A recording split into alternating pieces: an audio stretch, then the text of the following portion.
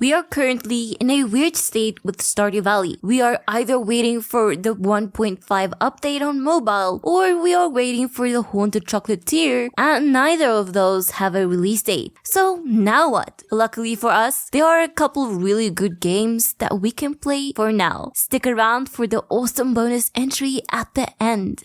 I've been playing a ton of Core Keeper recently. If I'm not playing it on stream, then I'm playing it on my own offline. And that is just because the game is purely addictive. Core Keeper is what you get if Terraria was a top-down game. Core Keeper has infinite freedom with terraforming, crop farming, fishing, boss fights, and NPCs that move in with you. However, Core Keeper is much simpler than Terraria, so the barrier to entry is much lower and anyone can just get into the game and start playing. You don't need to Google what to do in Core Keeper or spend hours on the wiki. The game is simple. You start off with basic copper gear, tools, and weapons. And as you find harder biomes and defeat bosses, you go up a tier and you can absolutely feel the progression curve. It's one of those games where you just need to play a little bit more to reach the next level. And before you know it, it's 2 AM and you have passed out. The boss fights are challenging but rewarding, and most importantly, the developers are actively releasing new content, so as soon as you have finished what is released, there is a new update to entertain you. Go give Core Keeper a try.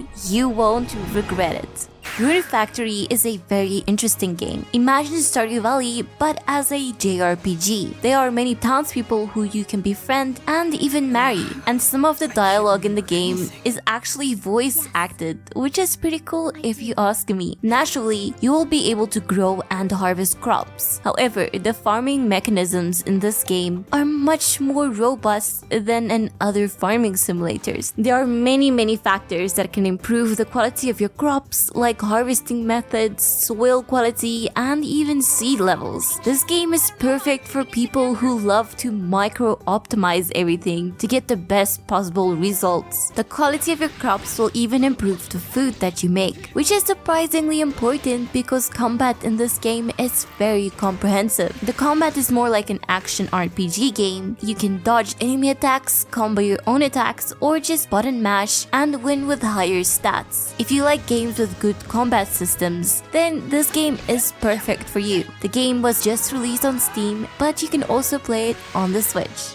If you enjoyed My Time at Portia, then My Time at Sandrock is going to be perfect for you. If you have never played either, then you should consider giving it a try. Somehow, My Time at Sandrock takes place in a wholesome post-apocalyptic world. You are in a desert and most of your resources will actually come from recycling trash, junk, and rubble. The game has a really robust crafting system. You can fully decorate your own home as much as you want, and you can even grow crops on this desert wasteland. The game does start off pretty slow and it will take you a while to unlock all of the mechanisms, but it's not that bad because they are all developed very well and are just fun. Farming is fun, crafting is fun, and even combat is fun. You will be fighting many monsters in the open world, and there are even random events with sandstorms that cause even stronger monsters to spawn. I really enjoyed playing the game, but the most fun I had was in the mines. It's a very unique system. You are in an old abandoned mine shaft and it has caved in. To navigate your way through the mines, you will have to clear the rubble and find the exit to the next room. So far, I have had a ton of fun playing this game, so I can recommend it with full confidence. When I first saw Dinkum, I thought it was another Animal Crossing knockoff, but I am so happy I actually tried the game because it's actually really fun. You know what? I think I actually prefer this over Animal Crossing. It has a similar charm, but it plays very differently. It has more an emphasis on survival and has many additional features that Animal Crossing doesn't. Naturally, you can gather resources, fish, catch insects, and grow your island by placing down move-in spots where NPCs can move onto your world. However, there is much more to the game than just that. You can farm crops, raise animals, and hunt wildlife. Yeah, you can actually hunt wildlife, and you can even take damage and die in this game. It's way more robust than I thought. The game also plays incredibly smoothly as your character moves pretty fast and your island is quite large. And most importantly, the game is not locked by real-world time. This is an absolute win for me because if I want to grind out the game for 16 hours, then I can. The next few games are not really like Stardew Valley, but they are pretty fun either way. Traveler's Rest is a pretty simple innkeeper game. You have this torn down inn that you can slowly build up to a big thriving success. This game is perfect for people who love management simulators, and the game is pretty robust as well. It just got a massive update that makes inn customization much more robust, and the NPCs look much better as well. Len's Island is another really fun game if you enjoy combat. You can build your little house from the ground up with resources that you gathered on the island. The game runs really well and gives you complete freedom to do whatever you want. You can also farm crops in this game, but it's not really a farming simulator. The game does have an emphasis on combat in a dangerous cavern with a pretty robust combat system. It is still in early development, so we can expect much more from Len's Island. Worldbox is a god simulator. You start out with nothing, and with divine powers, you can create a thriving kingdom with happy civilians. It can be really fun to bring your followers from the Stone Age to a powerful nation. But do you know what's even more fun? Burning it all down with the press of a button. This is a god simulator after all. You can force wars, drop natural disasters, or even summon aliens. This game is a really fun, quick distraction. You might not play this game for long periods of time, but every now and then, it can be really fun.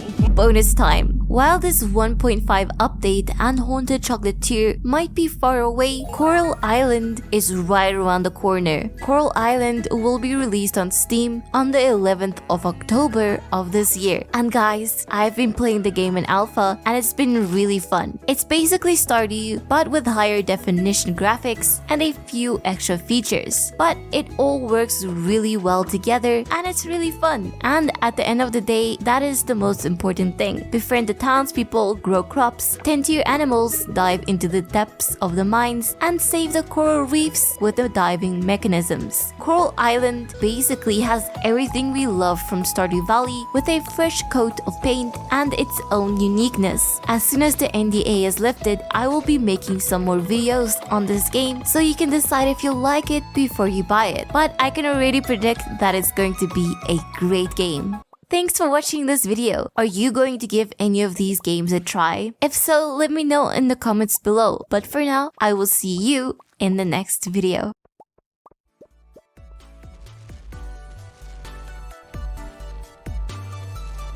I do have a hoe with me. I bring her everywhere. Okay, I'm sorry. I shouldn't have said that. That was so bad.